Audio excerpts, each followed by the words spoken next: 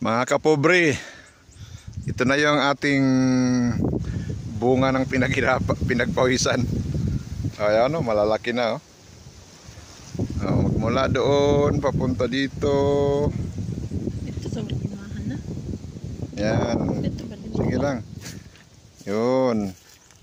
Ang tanim na to ay red beans. Napakasaya sa damdamin, mga kapobre.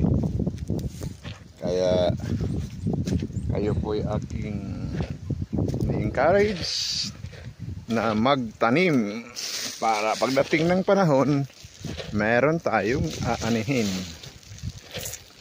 Yan pa, yan, nalinisan na yan, no? Pag red beans. Yan, mga kapobre, sarap talaga ng ito pa sa isang area naman.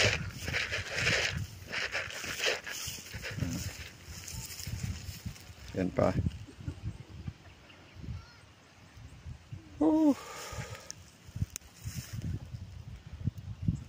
Nakakatuwa sa damdamin.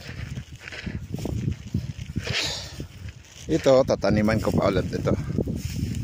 Ito, kalilinis lang namin ngayon. Ayan. Tataniman ko itong nalinisan na yan.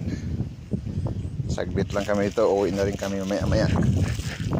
Maraming salamat sa inyong panonood, mga kapobre. God bless you.